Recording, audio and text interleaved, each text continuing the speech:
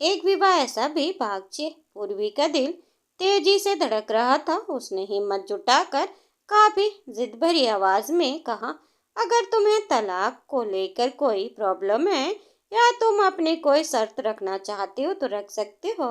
मुझे तुम्हारी सारी शर्त मंजूर है। कुणाल ने उसकी ये बात सुनी और गुस्से से बोला, मुझे समझ नहीं आ रहा तुम अचानक से इस तरह तलाक के लिए क्यों तैयार हो गई और आखिर करना क्या चाहती हो। तो पूर्वी ने कुणाल की बात सुनते ही मन कहा, मैं कभी तुमसे तलाक नहीं लेना चाहती थी कुणाल, कभी मैं तुमसे दूर नहीं होना चाहती थी, लेकिन तुमने खुद मुझे ऐसे दोराहे पे लाकर खड़ा कर दिया है कि अब मेरे पास इसके अलावा और कोई चारा नहीं बचा। अपने मन में ये सब बोलते हुए पूर्वी अपने बच्चे के बारे में सोचने लगी। कुणाल अभी भी पूर्वी का हाथ पकड़े हुए था। पूर्वी ने अपने हाथ को छुड़ाने की कोशिश की और मन ही मन सोचा, तुमसे तलाक लेने का सबसे बड़ा मकसद सिर्फ मेरे बच्चे की जान बचाना, और मैं बहुत पहले से जानती थी कि मैं तुम्हारे साथ सारी जिंदगी नहीं रह सकती हूँ। इसीलिए मैंने पिछले कुछ महीनों से कॉन्ट्रासेप्टिव पिल लेना बंद कर दिया था। अब मैं हमारे इस बच्चे के सहारे अपनी पूरी जिंदगी गुजार लूंगी। पूर्वी ये सारी बातें अपने मन में सोच ही रही थी कि कुणाल ने उसके हाथ पर अपनी पकड़ कसते हुए कहा, मैं कुछ पूछ रहा हूँ तुमसे, बताओ। पूर्वी ने धीरे से कुणाल के हाथों को पकड़ा, फिर उसके हाथों से अपना हाथ छुड़ाते हुए नजरें घुमाते हुए बोली, अब मुझे अपनी गलती का एहसास हो गया है। इतने सालों तक मैं जबरदस्ती इस शादी को चलाने पर तुली हुई थी, लेकिन अब मुझे समझ में आ गया है कि ऐसे हमारे बीच कभी भी कुछ भी नहीं होने वाला। इसीलिए मैं तुम्हें अब अपने साथ और इस शादी में फंसा कर नहीं रखूंगी। मैं तुम्हें निकिता के साथ रहने से भी रोकने की कोशिश कर रही थी। उसके लिए भी मैं खुद को गलत मानती हूँ। मुझे ऐसा नहीं करना चाहिए था, और अब मैंने सोच लिया है कि मैं तुम्हारे और निकिता के बीच कभी नहीं आऊंगी। बस तुम उसके साथ खुश रहना। इतना बोलकर पूर्वी की आंखों से आंसू बहने लगे, क्योंकि ये सारे शब्द बोलना उसके लिए आसान नहीं था। कुणाल उसकी ये बात सुनकर बिल्कुल शॉक्ड हो गया। उसके पास अब बोलने के लिए कुछ भी नहीं रह गया था, क्योंकि पूर्वी ने मानो अपनी सारी गलतियों को मान लिया था। ये गलतियां जिनके जिम्मेदार कुणाल उसे समझता था, तो भला अब कुणाल उसे और क्या बोल पाता। जब कुणाल के पास बोलने के लिए कुछ नहीं बचा, तो उसने तलाक के पेपर्स उठाए और उन पर तुरंत साइन कर दिए। जैसे ही पूर्वी ने उन साइन करते देखा, उसने एक गहरी सांस ली और धीमी आवाज में कहा, ठीक है, कल सुबह 10 बजे मैं कोर्ट में तुम्हारा इंतजार करूंगी। इतना बोलकर पूर्वी ने अपने हाथों की मुट्ठी बंद की और सीधे अपने बेडरूम की तरफ चली गई। उसे अपने हाथों पर अभी भी कुणाल के हाथों की गर्माहट महसूस हो रही थी। उसका दिल तेजी से धड़क रहा था। उसने अपने पेट पर हाथ रखकर अपने पेट में पल रहे बच्चे को महसूस करते हुए कहा, आई एम सॉरी बेबी। माँ तुम्हें तुम्हारे पापा से दूर नहीं करना चाहती थी, लेकिन शायद तुम्हारे पापा तुम्हें कभी एक्सेप्ट नहीं करेंगे, और मैं तुमसे प्रॉमिस करती हूँ कि मैं तुम्हें जिंदगी की वो सारी खुशियाँ दूंगी जो एक बच्चे को मिलती। मैं तुम्हें माँ और पापा दोनों का प्यार दूंगी। आई प्रॉमिस तुम्हें कभी तुम्हारे पापा की कमी नहीं खलने दूंगी। वहीं कुणाल ने उसे इस तरह अपने रूम में जाते हुए देखा तो वहीं रुक गया। उसने एक गहरी सांस ली और अपनी कुर्सी पर आकर बैठ गया। उसे अपनी सिगरेट जलाई और गहरी सोच में डूब गया। कुणाल ने धीमी आवाज में कहा, क्या सच में ये कल 10 बजे कोर्ट में मेरा इंतजार करेगी? क्या मुझे वहां जाना चाहिए, या फिर ये मुझे अपनी किसी प्लान में फंसाने का कोशिश कर रही है? कुणाल ने सिगरेट का दूसरा कस लेते हुए कहा, मैं अभी तक जितना भी इसे समझ पाया हूँ उस हिसाब से मैं इतना जानता हूँ कि ये लड़की इतनी आसानी से हार मानने वालों में से नहीं है। इसीलिए इसका ये इस तरह से अपना फैसले को बदलना और तलाक के लिए तैयार होना, ये बात मुझे हजम नहीं हो रही है। इतना सोचते सोचते कुणाल वहां से उठकर चला गया। अगले दिन पूर्वी उठी और जल्दी सुबह तैयार होकर कोर्ट जाने के लिए निकल रही थी। तभी उसने शीशे में खुद को देखा, खुद को पहचान भी नहीं पा रही थी। उसकी हालत पहले से बहुत ज़्यादा खराब थी, प्रेगनेंसी की वजह से काफ़ी ज़्यादा स्ट्रेस में थी और इस समय उसके दिमाग में सिर्फ कुणाल से तलाक लेने की बात चल रही थी। उसने शीशे में खुद को देखते हुए कहा, गौरव सच कह रहा था, मैं पहले कितनी अच्छी थी। कॉलेज के दिनों में मुझसे ज़्यादा लड़के मुझे अपना बनाने के लिए मेरे आगे पीछे चलते थे और अब पिछले 5 सालों से मैंने अपनी क्या हालत बना ली है। इतना बोलकर पूर्वी ने वापस आकर अच्छे से कपड़े निकाले और थोड़ा मेकअप किया और सीधे कोर्ट की तरफ निकल गई। जैसे ही वहां पहुंची उसने देखा कि कुणाल का कोई नामोश निशान नहीं था। वहीं बैठकर कुणाल का इंतजार करने लगी। देखते देखते 11 बज गए और कुणाल अभी तक नहीं आया था। आधे घंटे बाद कुणाल के जैसे ही एक कार वहां आई, उस कार से एक बूढ़ा आदमी उतरा। पूर्वी ने घड़ी की तरफ देखते हुए कहा, इतनी देर हो गई है लेकिन अभी तक कुणाल नहीं आया, मुझे उसे कॉल करना चाहिए। इतना बोलकर उसने कुणाल के नंबर डायल किया। इस बार कुणाल का नंबर मिस्टर वैभव सिंह ने रिसीव किया। उसने धीमी आवाज में कहा, पूर्वी, कुणाल सर अभी ऑफिस में मीटिंग में बिजी हैं। तुम्हें अगर उन्हें कुछ मैसेज देना है तो मुझे बता दो, मैं उन्हें बोल दूंगा। पूर्वी ने वैभव की आवाज सुनते ही धीमी आवाज में कहा, ठीक है, जब वो मीटिंग कंप्लीट कर ले तो उन्हें सिर्फ इतना बोल दीजिएगा कि मैं उनका इंतजार कर रही हूँ। पूर्वी इतना कहकर वैभव ने धीरे से कहा, ठीक है, मैं उन्हें बोल दूंगा। इतना बोलकर उसने कॉल काट दिया। दोपहर के 1 बज गए थे और कुणाल की मीटिंग अभी भी खत्म नहीं हुई थी। तभी वैभव अंदर गया और उसने पूछा कि आखिर आज अचानक से किस चीज की मीटिंग हो रही है। ऑफिस के स्टाफ मेंबर ने बताया, कोई खास मीटिंग नहीं है, आज बस बजट के बारे में सबसे बातचीत कर रहे हैं। जैसे ही वैभव ने बात सुनी उसने धीमी आवाज में कहा, अचानक से बजट के बारे में बातचीत हो रही है, ऐसा कैसे हो सकता है। इतना बोलकर वो सीधे मीटिंग रूम के अंदर गया और कुणाल के पास आते हुए कहा, कुणाल सर, वो आपसे कुछ बात कहना चाहती थी। एक्चुअली मिस पूर्वी का कॉल आया था, उन्होंने कहा है कि वो आपका इंतजार कर रही हैं। जैसे ही कुणाल ने बात सुनी वो समझ गया कि पूर्वी कोर्ट में उसका इंतजार कर रही होगी।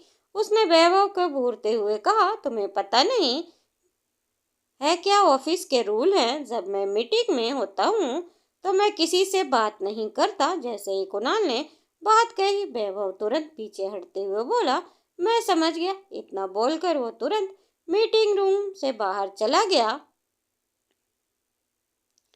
पूर्वी वहीं पर बैठकर कुणाल का इंतजार करती रही, लेकिन अब तक कुणाल का अभी तक कोई अता पता नहीं था, ना ही वो कोर्ट आया था।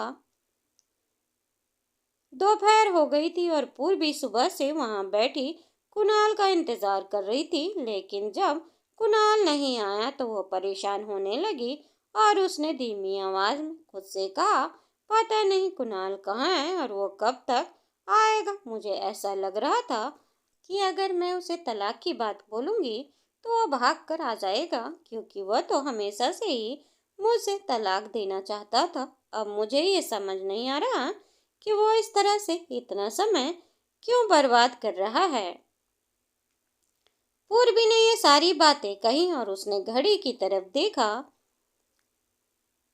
दोपहर हो गई थी और अब उसे लंच करना था, लेकिन वो लंच करने नहीं जा रही थी। उसे ऐसा लग रहा था कि कहीं ऐसा ना हो कि वो लंच करने जाए और कुणाल उस समय आ जाए। वह जानती थी कि अगर कुणाल वहां आया और वो उसे नहीं मिली तो फिर से कुणाल उसे गलत समझेगा। पूर्वी ने अपने पेट पर हाथ रखते हुए कहा, अब मुझे बहुत भूख भी लग रही है, अब मैं क्या करूं, लंच करने जाऊं या नहीं, क्योंकि अगर कुणाल को मैं यहाँ नहीं मिली तो फिर वो मुझे बुरा भला बोलेगा। उसे ऐसा लगेगा कि मैं उसे जानबूझकर परेशान किया। उसने वहीं पर विक करके कुछ स्नैक्स की तरफ देखा और वहां से वह स्नैक्स लाकर खाने लगी। देखते ही देखते 4 बज गए थे और कोर्ट में जितने भी लोग थे वह अपना काम खत्म करके जाने लगे। पूर्वी ने उन सब की तरफ देखकर थोड़ा परेशान होते हुए कहा, ये सब लोग तो अपना काम खत्म करके जा रहे हैं, क्या मैं यहाँ अकेले बैठकर कुणाल का इंतजार करूंगी? और अगर ये चलता रहा तो हमारा काम भी नहीं हो पाएगा। इतना बोलकर उसने फिर से कुणाल को कॉल करने के बारे में सोचा। उसने धीमी आवाज में कहा, एक बार फिर से कुणाल को कॉल करके देख लेती हूँ, शायद इस बार कॉल पिक कर लेगा। इतना बोलकर जैसे ही पूर्वी ने उसे कॉल किया, फिर से फोन मिस्टर वैभव सिंह ने उठाया और उन्होंने कहा, सॉरी पूर्वी, लेकिन कुणाल सर अभी भी मीटिंग में ही हैं। जैसे ही पूर्वी ने बात सुनी, उसने बिना कुछ बोले कॉल काट दिया और वह थोड़ा सा परेशान होते हुए बोली, कुणाल अभी तक मीटिंग में है। आखिर ऐसे कौन सी मीटिंग है जो इतनी लंबी चल रही? क्या ऑफिस में कोई प्रॉब्लम हुई है? कहीं निकिता ने कोई प्रॉब्लम तो नहीं क्रिएट कर दी जिस वजह से कुणाल को इतनी प्रॉब्लम फेस करनी पड़ रही है? पूर्वी इस वक्त तलाक लेने के लिए बैठी हुई थी, लेकिन अभी भी उसे कुणाल और कंपनी की फिक्र हो रही थी। वह जानती थी कि कुणाल कंपनी को लेकर बहुत सीरियस रहता है और अगर इस तरह वो इतनी देर तक मीटिंग में बिजी है तो ज़रूर कोई बड़ी बात होगी। पूर्वी ये बात सोच ही रही थी। वहीं कोर्ट के एक वकील ने पूर्वी को वहां काफी देर तक बैठे हुए देखा और वह उसके पास आकर धीरे से बोला, गुड इवनिंग मैम। पूर्वी ने उसकी तरफ देखा और वह कुछ बोलने जा ही रही थी, तभी वकील ने कहा, मैं आपको बहुत देर से यहाँ बैठा हुआ देख रहा था। आप यहाँ पर अपने पार्टनर का वेट कर रही हैं ना? पूर्वी ने धीरे से कहा, हाँ मैं अपने। वकील ने उसे समझाते हुए कहा, जहाँ तक मुझे ऐसा लगता है कि आपका पार्टनर शायद ना आए। मुझे यहाँ पर काफ़ी समय हो गया है। मैंने इस बात को नोटिस किया है कि लड़के कभी भी कोर्ट मैरिज करने के लिए रेडी नहीं होते और कई बार मैंने लड़कियों को इसी तरह इंतज़ार करते हुए देखा है, लेकिन उनकी शादी नहीं हो पाती क्योंकि उनके पार्टनर आते ही नहीं हैं। पूर्वी उसकी बात चुपचाप सुन रही थी। जब उसने उसकी बात सुनी तो वो समझ गई कि सामने वाला आदमी उसे गलत समझ रहा है। उसे ऐसा लग रहा है कि पूर्वी वहां पर किसी से शादी करने के लिए आई है। पूर्वी अपनी सफाई में कुछ बोल पाती उससे पहले ही उस वकील ने पूर्वी को समझाते हुए आगे कहा, लेकिन मैं यहाँ पर काफी सालों से हूँ तो मुझे पता है अगर आपका पार्टनर आपसे शादी नहीं करना चाहता तो आपको उसे जबरदस्ती कोर्ट मैरिज करने के लिए नहीं कहना चाहिए था। और जहाँ तक मुझे लगता है कि आप शायद उसे बेहतर इंसान डिजर्व करती हैं जिसे आप जैसी लड़की की कद्र हो।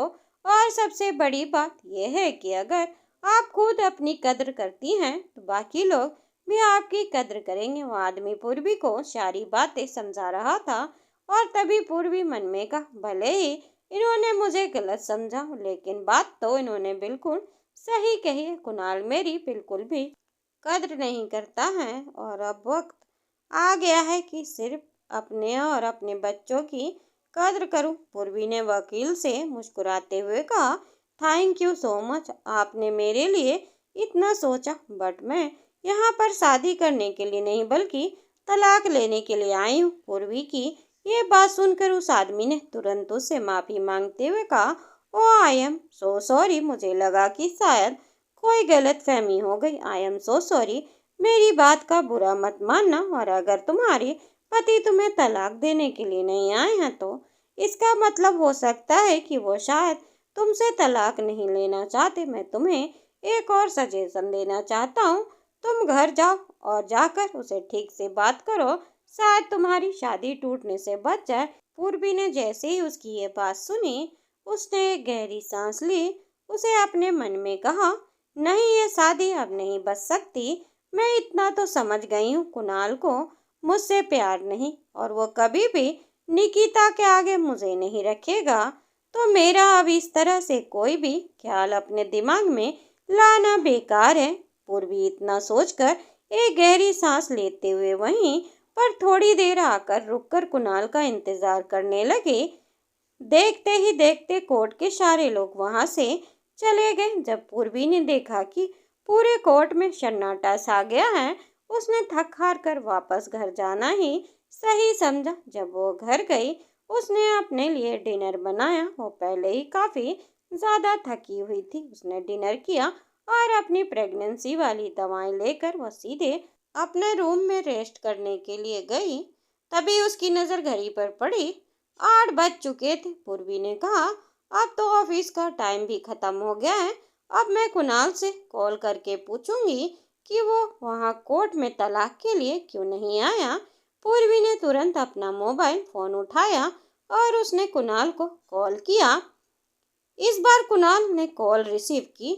जैसे ही उसने हेलो कहा, पूर्वी ने उसकी आवाज़ पहचान ली और उसे बिना कुछ सोचे समझे सबसे पहले कुणाल से सवाल किया, तुम्हें मुझसे तलाक लेने में कोई प्रॉब्लम है? तुम खुद ही हमेशा मुझसे तलाक लेना चाहते थे। उसके बावजूद भी तुम आज कोर्ट में क्यों नहीं आए? मैंने पूरा दिन बैठकर वहाँ तुम्हारा इंतज़ार किया। दोस्तों, उम्मीद करती हूँ आपको ये कहानी अच्छी लगी होगी। कहानी अच्छी लगी हो तो लाइक करें। चैनल पर नए हों तो चैनल को सब्सक्राइब करें, बेल आइकन दबाएं, जिससे मेरी वीडियो की फ्री नोटिफिकेशन आप तक पहुंचती रहे। और हमें कमेंट करना ना भूलें। धन्यवाद दोस्तों।